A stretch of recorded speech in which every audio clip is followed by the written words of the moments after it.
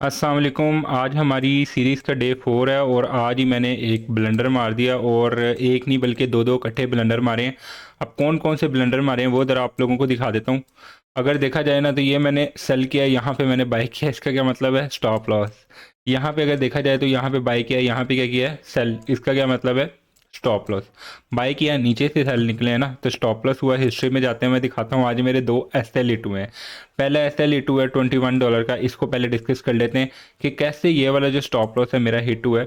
तो मार्केट को अगर देखा जाए ना तो मार्केट सुबह से कर रही थी रेंज, ठीक है। एक ये वाला पॉइंट था सुबह जो मैंने आपको बताया था फोरकास्ट में, यहाँ से मार्केट गिरेगी। उसके बाद जो है ना मार्केट आ गई रेंज के अंदर, था overall down trend.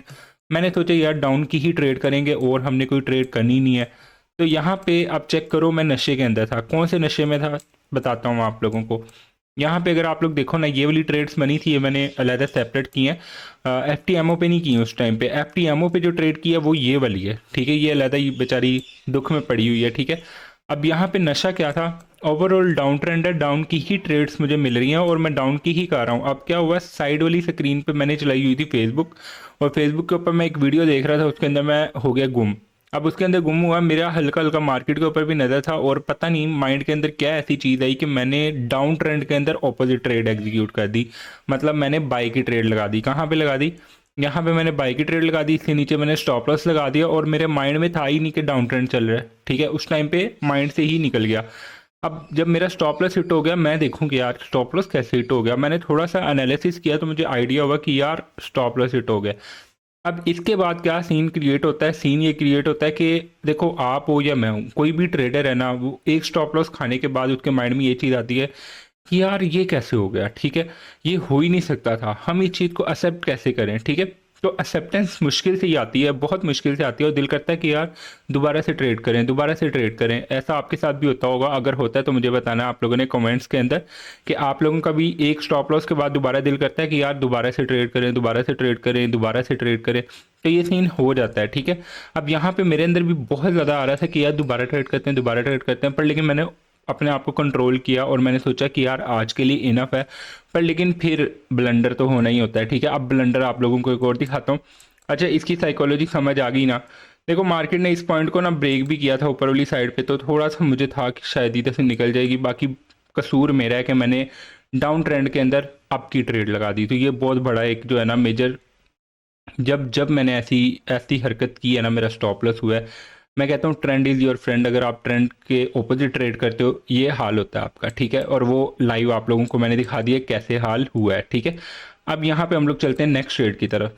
Next trade हमारी थी ये वाली, जिसके अंदर हुआ $20 का लॉस। तकरीबन आज मुझे 41.60 का या 42.72 का मुझे ओवरऑल लॉस हुआ है। तो अकाउंट को खैर हम लोग छोड़ते हैं, वो यहाँ पे लॉस हुआ है।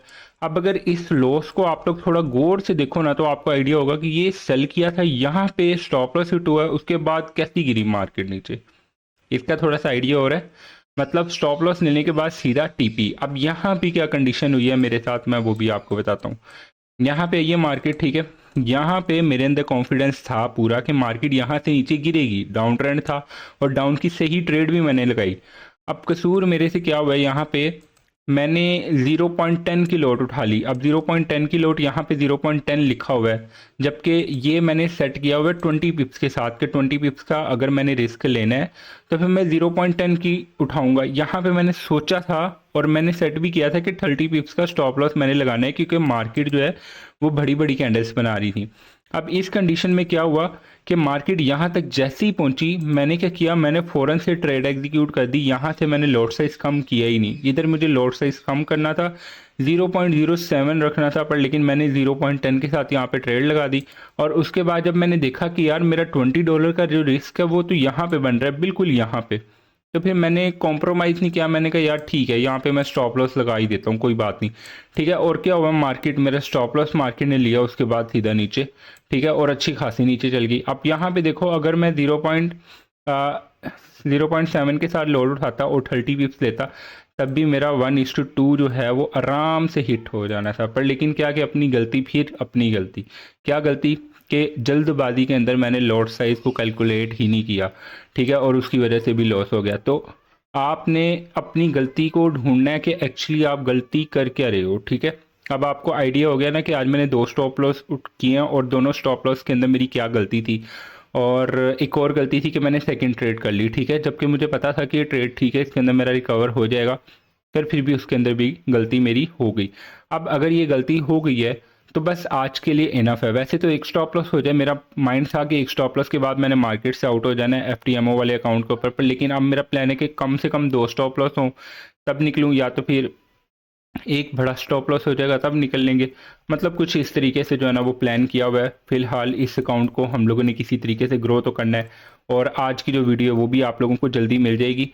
और अगर इसी तरीके से आप लोग चाहते हो ना कि आपको हर एक ट्रेड के अंदर लॉजिक के साथ पता चले कि किस तरीके से मार्केट में मैंने ट्रेड एग्जीक्यूट की है, नेक्स्ट टाइम से आप लोगों ने कमेंट्स करने हैं कि हमें पूरा ट्रेड का सेटअप बताओ, किस सेटअप के ऊपर आपने ट्रेड किया है, क्या चीज़ देख के यहाँ से आपने सेल किया था, या क्या चीज़ देख के यहाँ से आपने बाय किया था। तो कमेंट्स करो ना, अपना प्यार दिखाओ, तो फिर मैं आप लोगों को क्लियर कट और चीज़ें डिटेल से बताना शुरू कर दूंगा कि मेरी स्ट्रेटजी क्या है जिसकी बेसिस के ऊपर मैंने यहाँ पे ट्रेड एग्जीक्यूट की थी, ठीक है।